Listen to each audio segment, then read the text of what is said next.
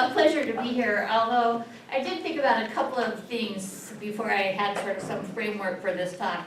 The first was, this is the third time I've come in about a year, and I'd really like to come again, but I'm hoping you invite me to do something celebratory and unendingly joyful and totally positive, although maybe there's nothing in American politics that meets that category, but that's kind of my hope.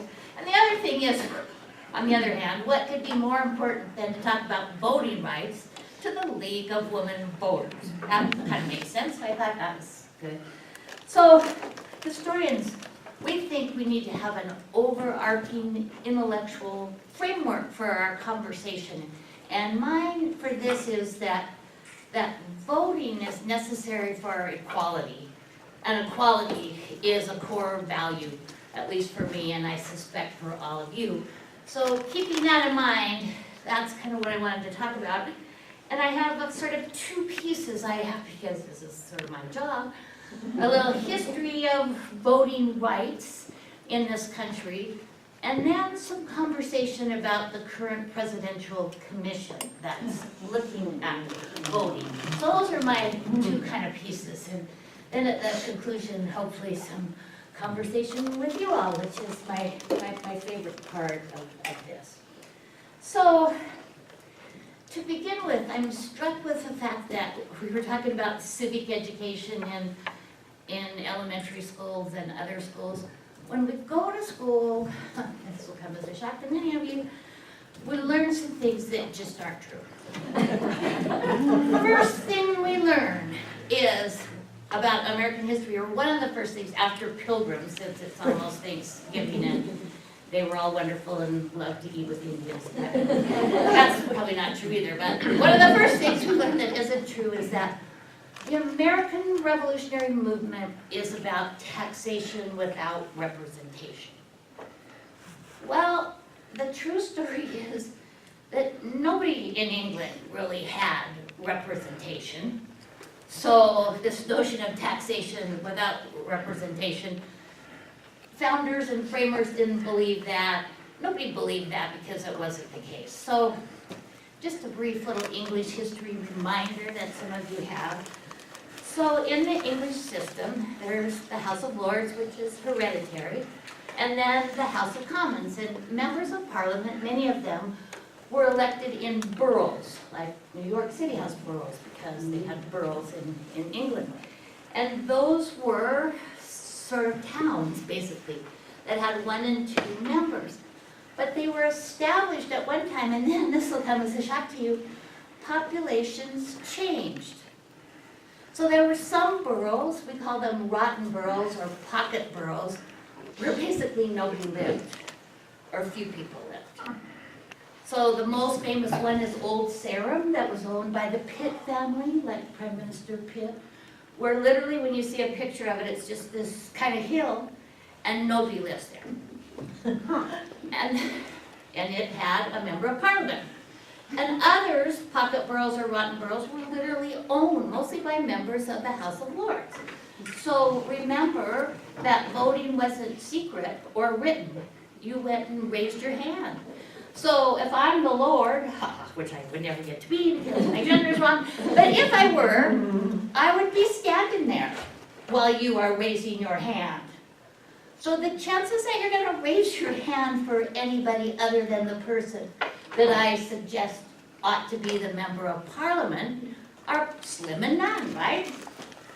And so there were at least a quarter, maybe more, of the seats in Parliament at the time of the American Revolution that had fewer than 10 voters. And the majority of them had fewer than 100 voters. And the real kicker was, remember industrialization was starting to come to England, and there were towns that grew, and the most famous one is Manchester, and it had no members of Parliament.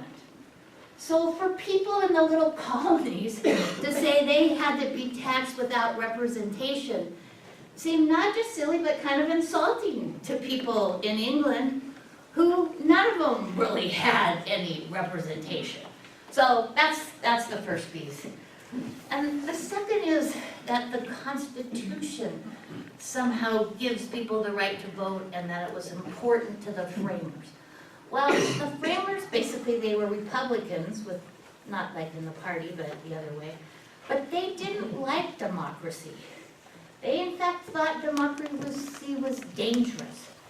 And they wrote a constitution that was designed to make sure that mob rule couldn't take over.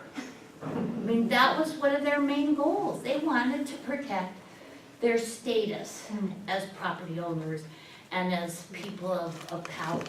So when my students will always say, well, I need to vote because of the Constitution.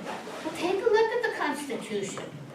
All the Constitution says about voting is that it's a state's deal, basically. I mean, this is the same document that in its original form counted African Americans as 3/5 of a person, as if, first of all, that made any sense whatsoever, and secondly, that was something that had to do to equality. So it basically says the state should do this. And that's confirmed, once again, as civics, remember your civics lesson. There was a big debate at the time the Constitution was written about if it needed a Bill of Rights. They decided not to have that, but then they included it shortly thereafter in the first 10 amendments to the Constitution. And the 10th Amendment to the Constitution is what I call the Federalism Amendment. And it basically says that anything that is not specifically indicated as within the power of the federal government and the Constitution resides in the states. So states have power in the Constitution over things like elections, and it leaves those to states. So in the early years of the American Republic, in at least 5, maybe 6 northern states, freed blacks could vote. Women could vote, and did in New Jersey and a number of other places. Because there weren't any laws that specifically said, no, you can't. And so they would do that. Until about, for easy figuring because math is not my strong suit, around 1800, states began to have pretty clear rules about who could vote. And the people who could vote were white men who owned property. So my students always say, well, what about the Declaration of Independence that it says life, liberty, and pursuit of happiness? Well, pursuit of happiness in the 18th century meant property. Couldn't possibly be happy if it didn't have any property, and so they're talking about property. So people who could vote in early United States history were white men with property. So by the time we get close, when we get all this sort of Constitution and Bill of Rights done, in about half the states, about 40 to 50% of white men were eligible to vote. And in the other half of the states, for easy figuring, for history math, about 70 to 80% of white men could vote. So it really is, this whole notion of voting rights in quotation marks is a very recent kind of notion. So the last state to eliminate property rights for white men voting is South Carolina in 1856. And the other piece right before the Civil War, in 1848 in the Treaty of Guadalupe Hidalgo, which ended the war with Mexico, former Mexican citizens in what are now California, Arizona, New Mexico, Texas, Nevada, became United States citizens. But they weren't allowed to vote because they created an English proficiency requirement and a literacy requirement.